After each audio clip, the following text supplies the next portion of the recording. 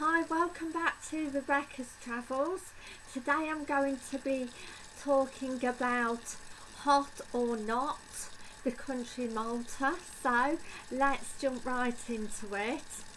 Now, the things that I liked about Malta was that there was a lot of museums and old towns to go and visit. The hot weather also in July was a bonus, and if you wanted to, even though we didn't actually get to do it, go and see the Blue Grotto. There's the Dingley Cliffs as well that we've seen, which again was an okay sight. Sandy beaches again in Malta are far and wide apart. There's Gina Beach, Golden Sands and Paradise Bay, that are sandy beaches, and the others are like rocky, or like St Paul's Bay where we were staying, and Bajiba, not any kind of beach at all, just sea.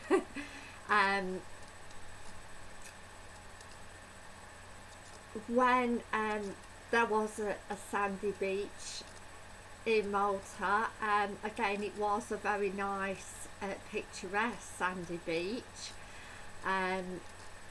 but again, if you are looking for a wide variety of sandy beaches, then Malta again isn't for you, or if you're looking to be in a resort apart from, say, Golden Bay or Paradise Bay, then there's again not really any sandy beaches. I did like the fact that you could see the Blue Lagoon, and we've seen it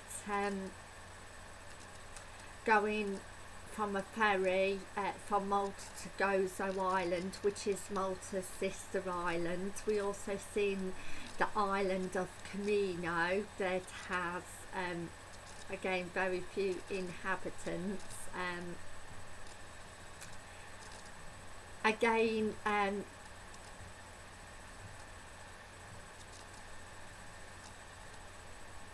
there's like a Popeye village for children, and say the odd water park, or there's that in Bajiba there was a bit of a fairground for children, but again I personally don't think, again there's a lot, or the hotel that we were staying at, the St Paul Hotel in St Paul's Bay, that was about 500 metres away from the beach, again doesn't have a lot for children. There was a like hot tub jacuzzi inside, but you have to pay extra for that. There was again diving board part of the pool, and a paddling pool for young children, but as far as kids clubs go, there was no kids clubs. The tour operator that we went to Malta with was Air Tours.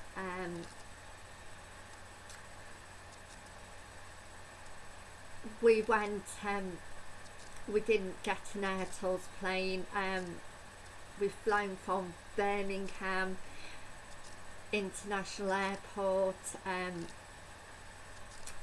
to Liqua Malta Airport, which is Malta's like only airport.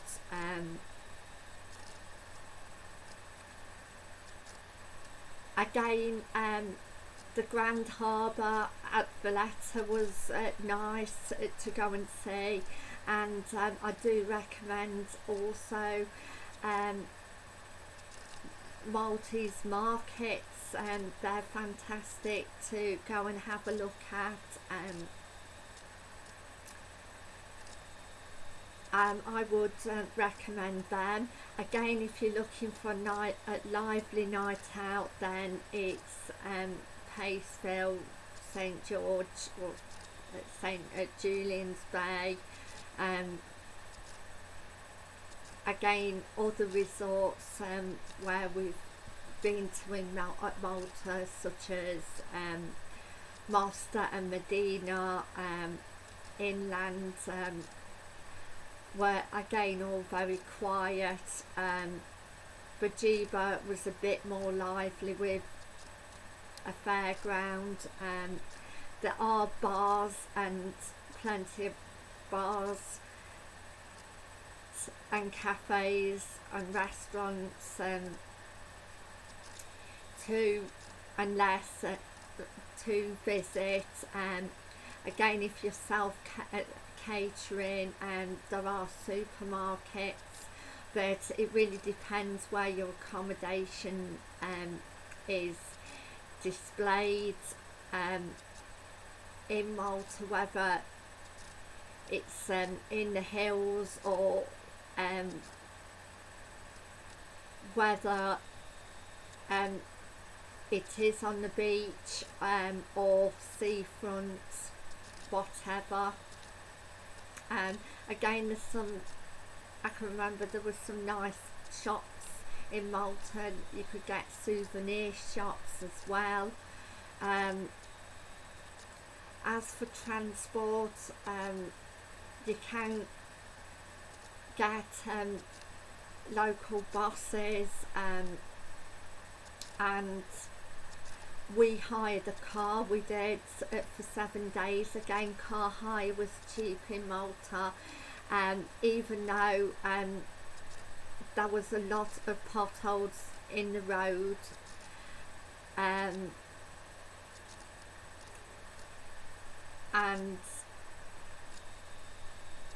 yeah, again, it was cheap to hire a car, and you could get it at a car place at Malta, or your tour representative.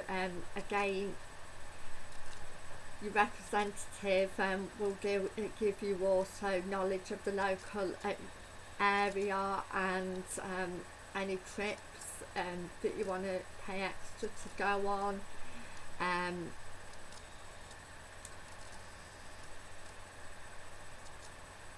Again, if you did hire a car, then you can get it to non-touristic spots easily in Malta and Gozo, and you can also take your car over to Gozo Island, sister island of Malta. And again, I would sum up Gozo. Again, it looks like a quiet island, again very old buildings and lots of churches and like a cathedral and like a harbour. It has a nice harbour.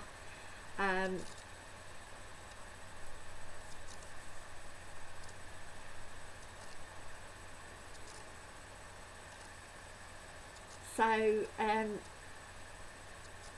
yes, it's all about looking up on your resort or where your accommodation is based before you go, as to whether it's going to be ideal for you.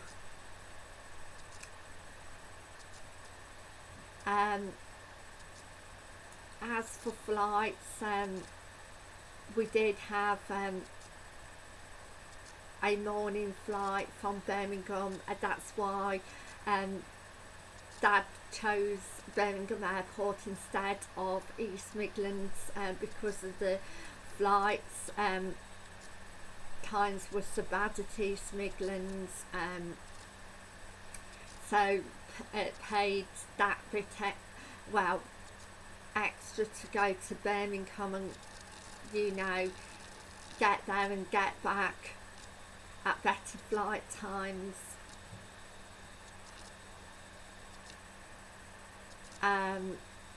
Even though at the end of the holiday we were hanging around,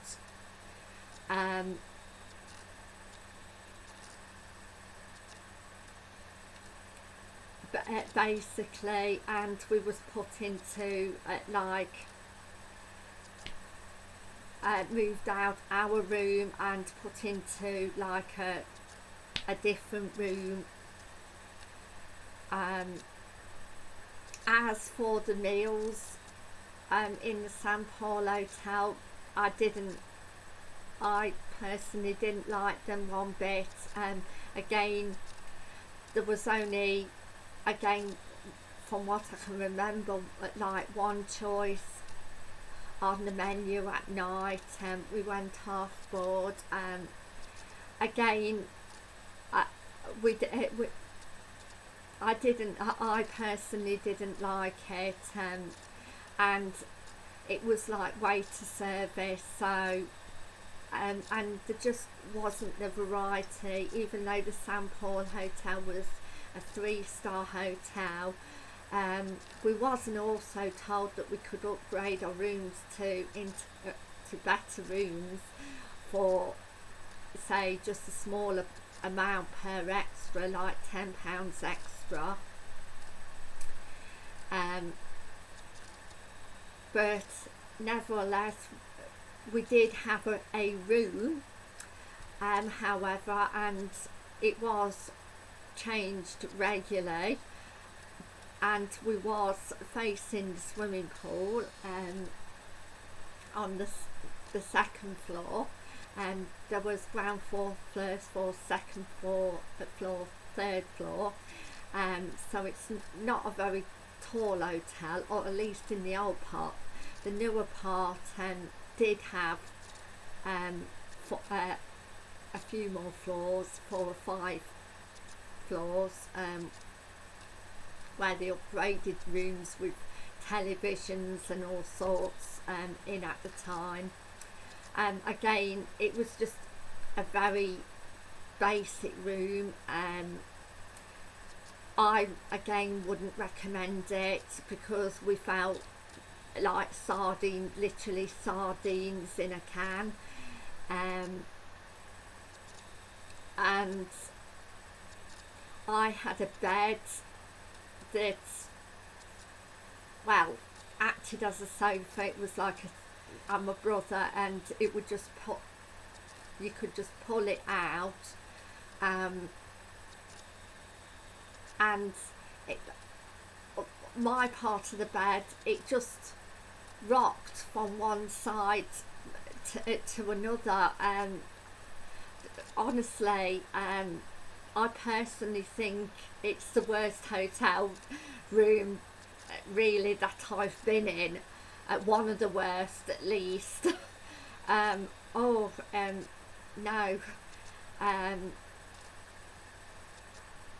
in my opinion,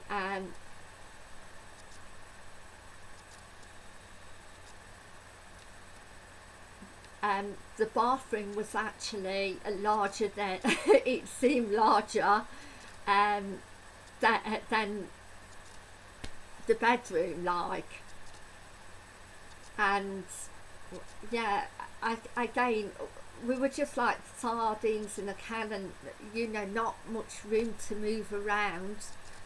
for saying it was a 3-star hotel. I'm not being funny, but some 2-star hotels, such as the one that we went to in Calella de Costa, Spain, even though Spanish hotels, in my opinion, generally do give, and I think this is also why a lot of people like them, value for money compared to, say, other hotels such as in, say, Malta. I mean, I wouldn't say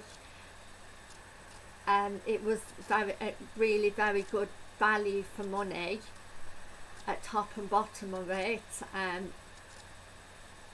We wasn't far from the centre of St Paul's Bay. It was just a small resort, and we did have like currency exchanges and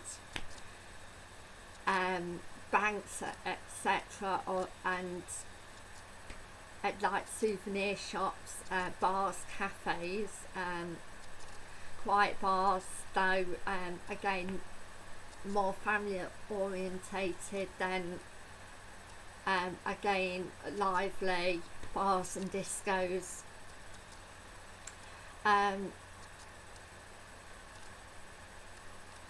Again, the hotel did have some indoor facilities like an indoor gym and jacuzzi and an indoor pool. So if it was wet, then you could go in the indoor pool, or gym, or jacuzzi, hot tub, or you could go to the gym or hot tub if you paid extra. The indoor swimming pool was free, but the indoor gym and jacuzzi you did have to pay extra at the hotel.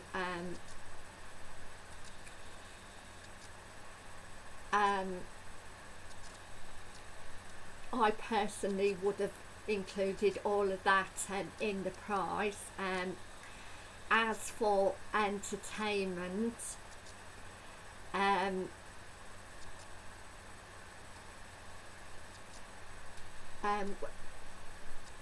it basically there'd be, say, a pianist, or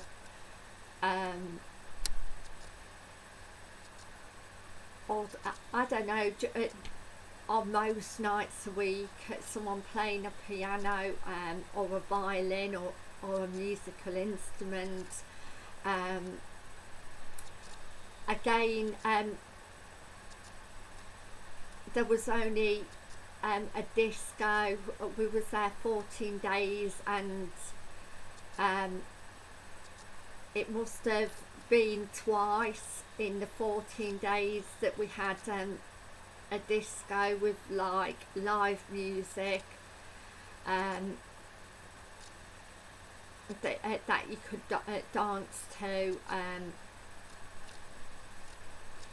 and we did have some dancers and entertainers for like 2 evenings, which was like the special barbecue night, which, to be fair, food hygiene in that hotel at the time, and it was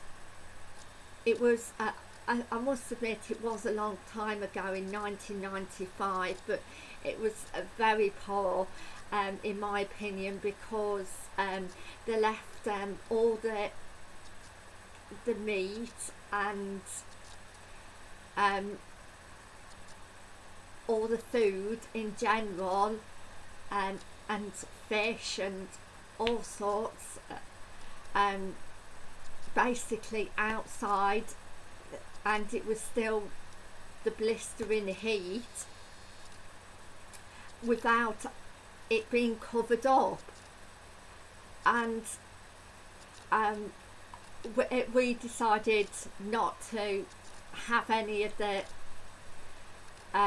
barbecue, and I'm sure we decided to eat out that at night, because it was just awful. Again, I wouldn't expect it from any kind of hotel, but no, I think it was that poor. Again, I can remember about 3 times on that holiday, even getting ill. Again, it could have been some stroke, but the night before we were supposed to go away and leave the place, I was ill, but basically, so yes. Another thing is that the timeshare, we got hassled everywhere we went. Well, hassled a lot in Malta for a timeshare. Obviously, if you're looking to buy timeshare, then obviously, and you love the island that much,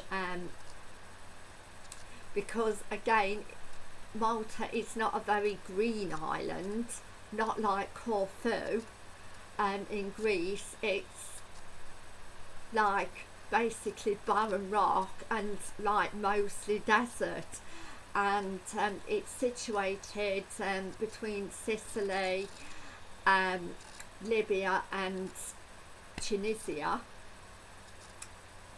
but again, it's just very barren rock, not very, I mean, I wouldn't say it was the most attractive island that I've been to. That's in my opinion. Obviously other people have different ideas. There was some things that I did like the look of, like seeing the Blue Lagoon and the different islands and the caves, if we could afford to go in there, then at the time, then would have been great.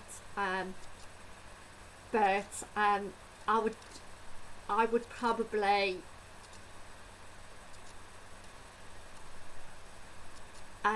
especially if you do have children, probably get accommodation where basically you have kids clubs and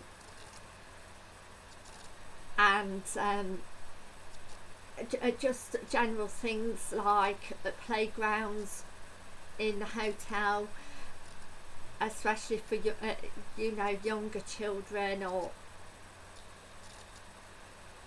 just mini clubs in the hotel where you can leave the children, especially if you're a family going on holiday, or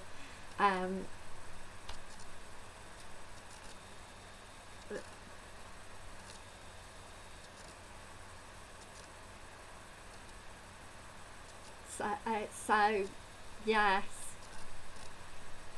obviously I understand children at a certain age that myself and my brother were at the time, because I had my 13th birthday out in Malta, and my brother was about 10 going on 11 at the time. So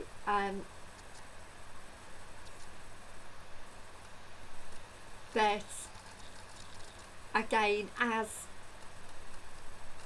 the resorts go, St Paul's Bay, Bujiba and the Quark Resort,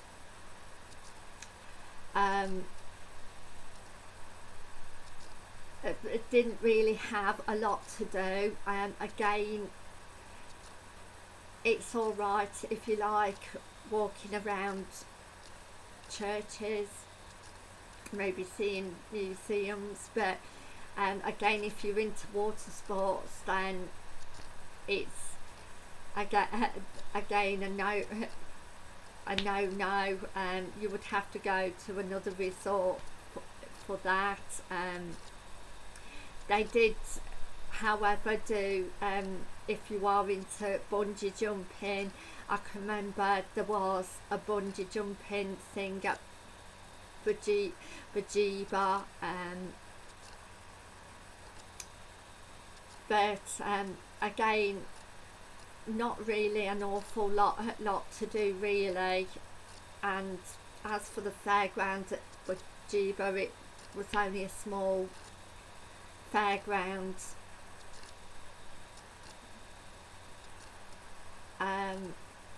So yes, that about sums it up. Also that year, a 4-star hotel, one in Quark resort, also had food poisoning, and that was coming from a 4-star hotel.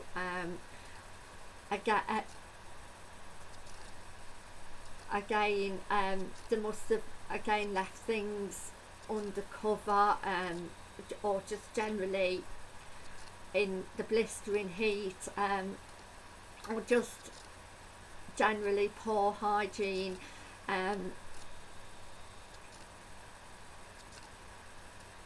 So there we have it.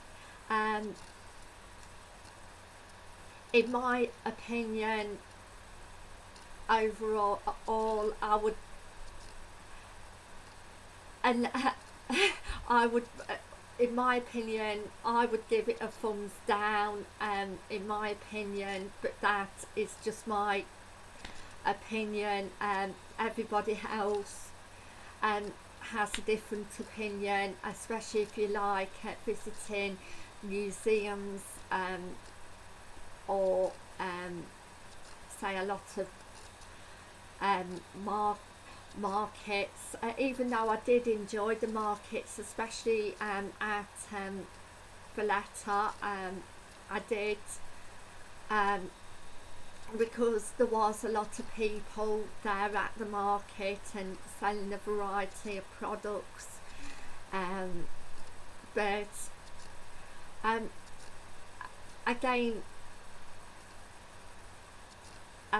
apart from say Paceville, if you were, or say if there was a festival going on, music festival going on, or particular festival going on in Malta particularly, then there's not really a lot to do there. Well, or at least in the resorts where we were near, to be fair. So thank you for watching, and I'll see you in my next travel video, which is